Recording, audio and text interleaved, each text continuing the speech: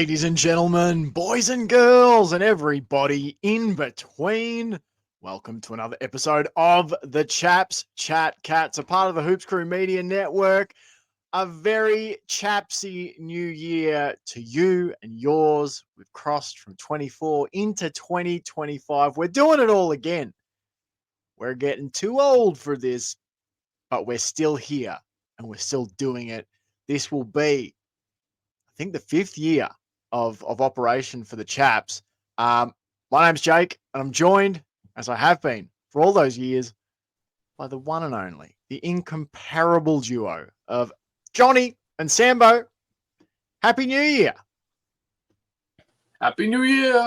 Happy New Year!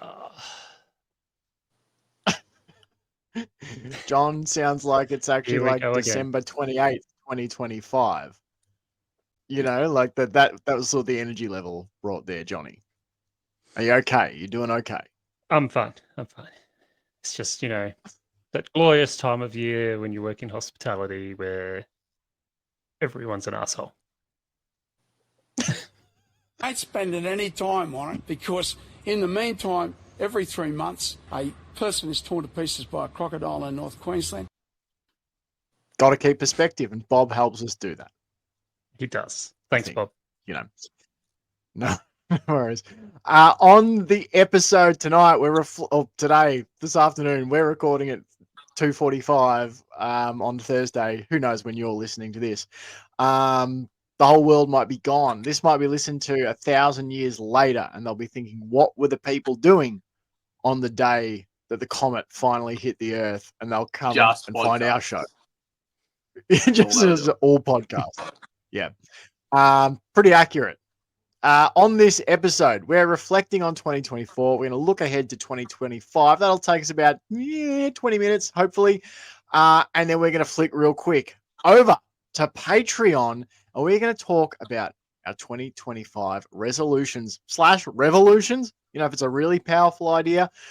So if you want to take your 20-minute show and turn it into, say, like a 35 to 40-minute show, go on over and have a subscribe to the Hoops Crew Patreon. You can start a 7-day free trial now. We're still doing the 7-day free trials, so hit one of those up, see what it's all about.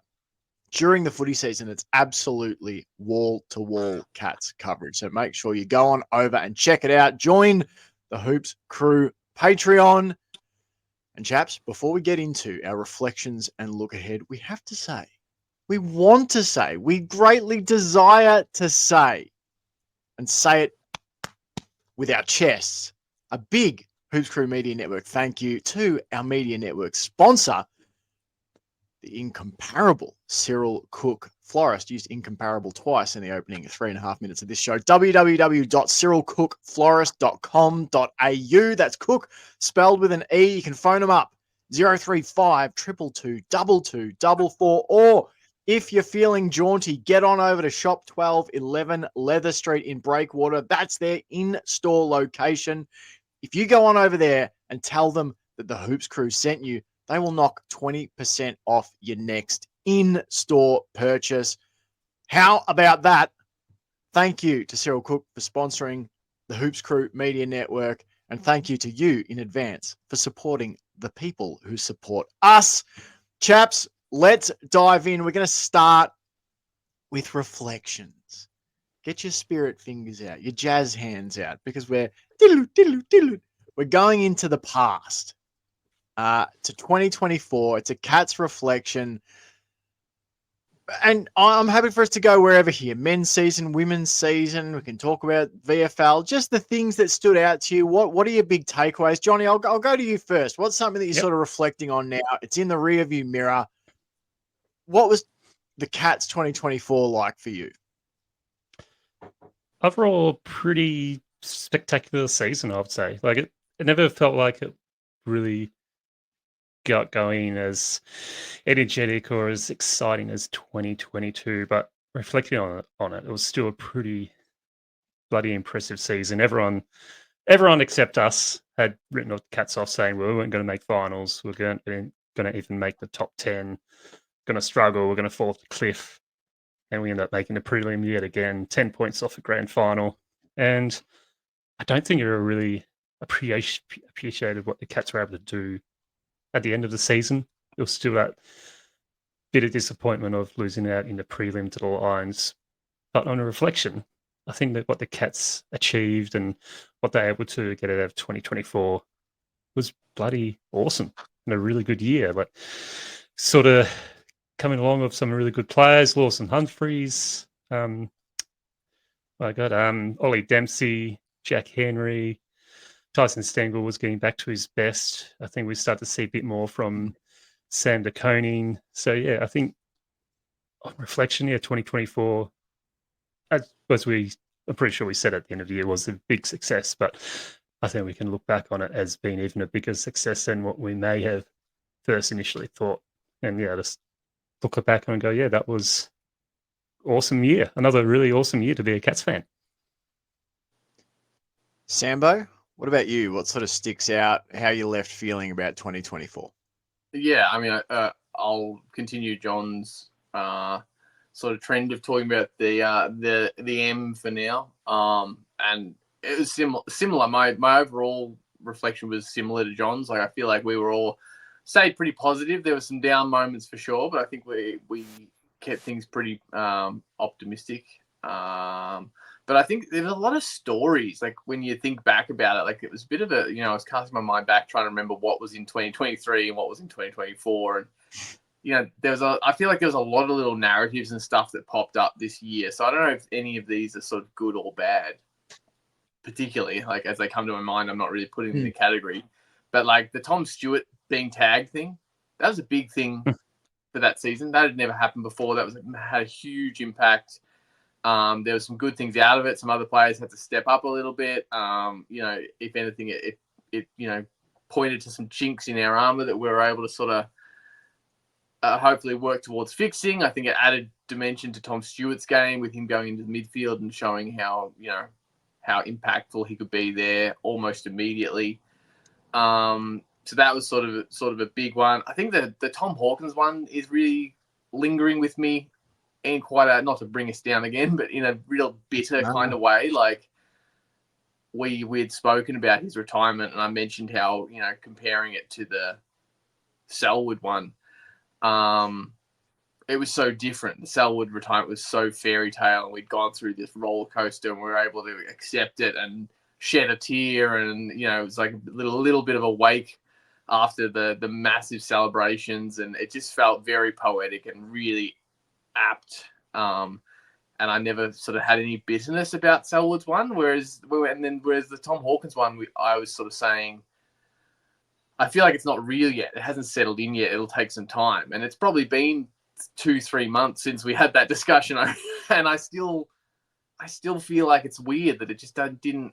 Yeah, I just feel like it wasn't given the due sort of time and attention that it warranted for mine. Like, and that's understandable too. Like, I think he's a somewhat private man too. So from his point of view, he probably wasn't pushing it. But yeah, just sort of from my own point of view, I really didn't take a moment to take stock of that one at the time. And it's really kind of sticking with me now. It's so good that you bring Hawkins up because he was on my mind as well. Like, thinking about it, we're going to roll out in round one, which is only a couple of months away, and Tom Hawkins is not going to be there. And Mitch Duncan will be the only remaining sort of connective tissue. I'm just trying to think what year he was drafted and who drafted him, whether that was a Bomber Thompson draft pick or not. But, like, Hawkins is definitely one of those last remaining. It was Selwood, it was him. And so everything, sort of now is Scott era stuff. And, much of it is definitely post 2011 flag era stuff. It's just going to be weird to think of, last season it was like, well, is Hawkeye ever going to get back to his best? It's good that, we can. It's a bummer we don't have him, or we hope we can get him back. And, there was always this sort of back and forth. Well, if he gets healthy, do you put him back in because he didn't have a ripping 2024 season? Now that option's gone. He's gone. Mm. He's retired. He will not pull on the hoops again. So, and I agree with you about it being sort of a weird feeling that like it's the double-edged sword of being a player at the end of your career come finals time. Like, say if Geelong knew we weren't making finals last year, and you can really take that time to acknowledge probably Hawkins a bit more. Like, the season is petering out. We're not making the 8, so let's make it about these players. Whereas when you're in finals, up until that last siren, it's all about, can we win a flag? And so when you're a player playing in the side in your last year, like Selwood was, it elevates your retirement journey. But if you're a player who's on the out, who's retiring, because of injury or whatever, and you're not there, it can't not sort of take away from sort of the limelight you might otherwise be under. So yeah, it's a shame that he didn't get that Selwood walk off, but yeah, It's one and of I don't those. think you can change that. It was a shame. It's one of those things that how many players actually get the chance to do it? There's only I think 3 players that I can think of that run the grand final and retired either after it or knew they were going to retire during the season. That was Selwood. I think the other one was a certain player from a certain year I won't mention. And then yeah. Joe Danaher this year. But at the point, there might be more that I'm missing, but those are only 3 that come to my mind. And it's like, not every player is going to achieve that. There's no doubt Hawkey got 10 points away from possibly receiving that same send off as Selwood. It's still something, you can look back and go, yeah, they did everything they could.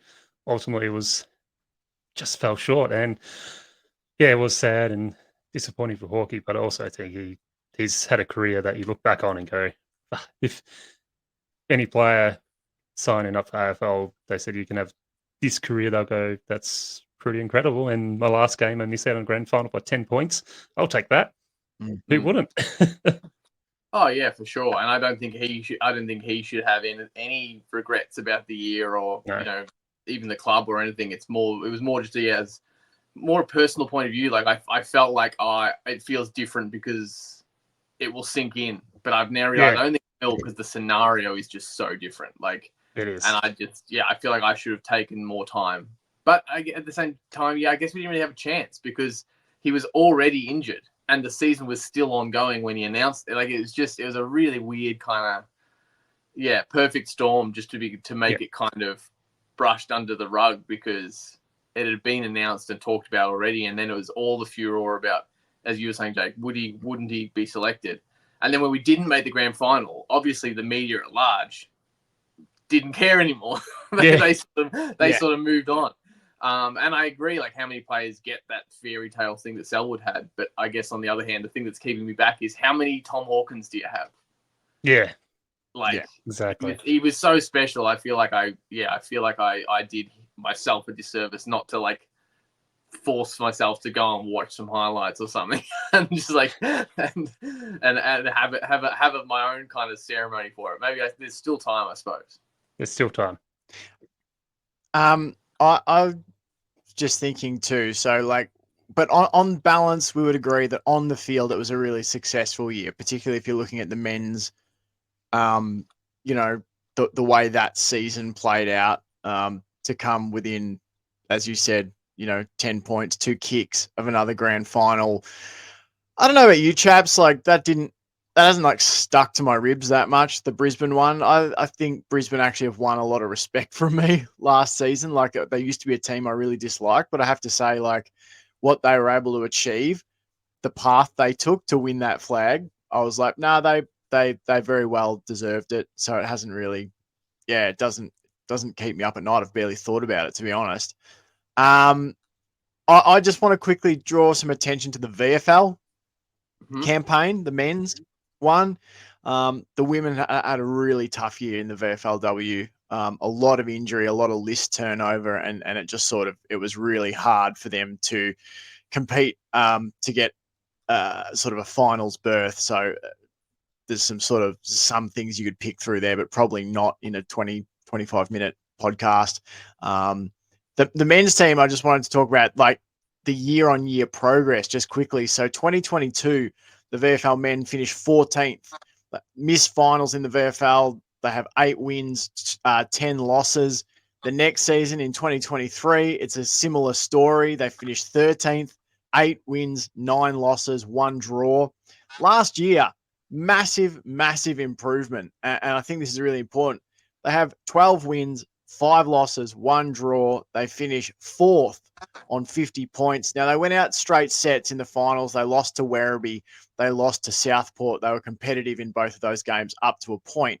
But then the better team sort of pulled away. But there was massive improvement in our VFL men's season. There was a massive improvement from a lot of players like Sean Manor, who used that to sort of catapult himself up into the AFL men's team. There was good progress for Connor O'Sullivan. Even O'Sheen Mullen showed some real progress at VFL men's level. And so I think that it's good. It's signs that things are pointed in the right direction for Geelong at the AFL men's level because of that year-on-year progress that the VFL men seem to be making, because we talk about that depth that you need to go and win a flag. It's not your best 22. It's like your best 35, your best 40 in the league that's important. So, just to touch on that. Any other little tidbits from 2024 before we move on to 25? The Aisling Maloney show springs to mind, how good she was. Yep. Yeah, that was awesome.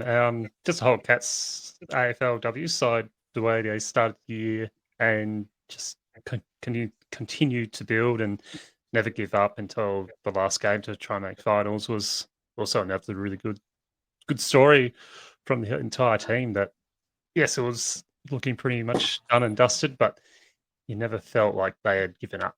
They were always in for a fight, in for the win, making sure they gave themselves every opportunity to make finals, which unfortunately didn't pay off, but you could see the fight. You could see the passion and the eagerness to do whatever was necessary. So that was a big pride moment on my side, I would say, and just super proud of what the women were able to achieve again. Yeah, because they had a lot of setbacks in terms of their injuries and all that sort of thing. Like it was just one of those years where it just didn't come together. It was a year where you thought it might come together, and instead you had the opposite happen. They just got all the wrong injuries at the wrong times, and So, but there were highlights to pick out of it. Sambo, any last 2024 reflections? I mean, just the comparison between the men's and the women's, like it's similar but so different as well. In that I feel like the expectations in general for the men's were so low this year. Everybody was so ready to write them off, whereas the expectations for the W side was quite high, I think, based on the promise they showed last year. And that's not from us necessarily. I think just the football community in general. And then I think the men came out the gate and kind of blew the expectations away completely. Whereas in the women's side, they were really kind of like this sort of sputtering start, and everyone was like, what's going on here? And then they continued to sputter, and then the men's side kind of fell apart, and everyone went, oh, this is more like what we thought it's going to be. And by the end of it, like both teams fell just short, but in the sum total of the journey, it was really quite impressive and like lived up to or exceeded expectations. It was such a roll for both sides. It was quite a roller coaster. But for both of them, I think if you look at the sum total of it and what they were up against and what they were able to achieve with all those things in consideration, I think resounding successes both ways. Really, like I still think had the, had a couple of things gone the way we wanted, both teams could have gone a lot further. But yeah, I think it was a good year to be a Cats fan. Really, like it was a bit disappointing to see some of the people who were so willing to jump off the bandwagon, when things got a little tough. But as we said before, it was like a 4 or 5 week rebuild in the middle of the season for the men's. and the women's was really just, it was just one of those perfect storms as well. And so to see them, like you said, John, fight through it and come out the other side and really not give up until the last breath. So overall, yeah, like I think, as I said, there's a lot of narratives this year, a lot of really challenging things, and as a spectator, someone on the sidelines, there's a lot of I feel like there's a lot of head scratching for across both competitions. A lot of like, yeah, what's going on here? What's going on amongst the club? What's going on with the players? What's going on with football? Rule changes and rule amendments on the fly.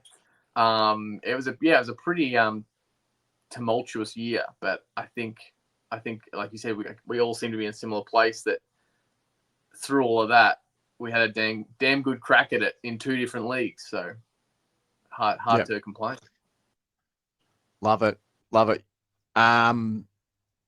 Let's then quickly flip over 5 minutes. We'll just maybe go one each here. 2025 look ahead.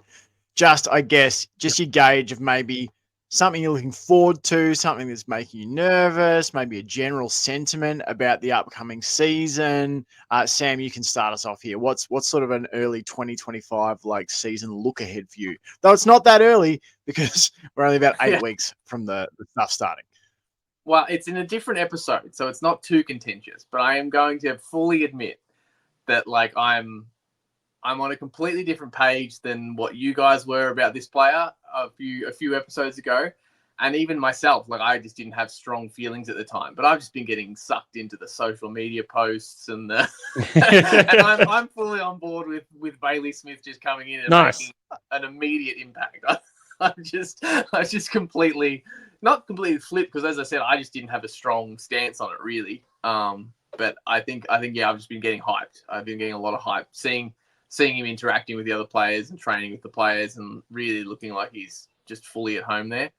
I could well be wrong, and yeah, our previous statements may be correct, but yeah, I'm fully on the train that he might be able to really, really open up that midfield.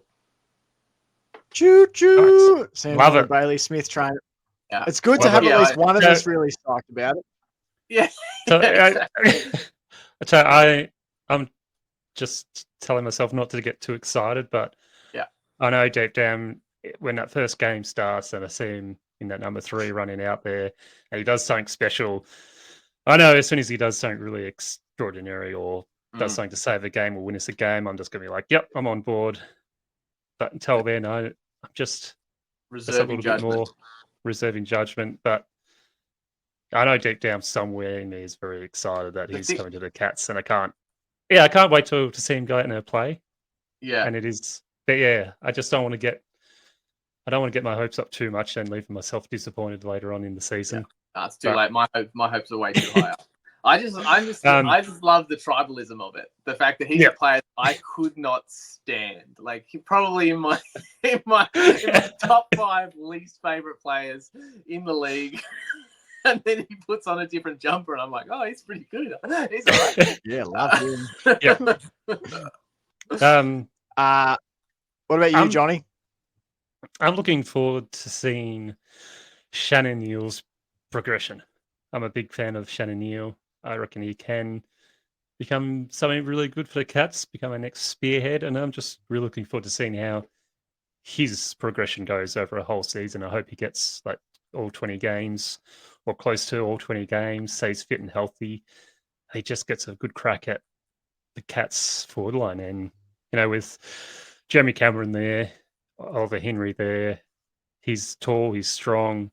He's still got a lot of work to do with his game. How he goes about his game, his kicking, his aggressiveness, and asserting himself in the game.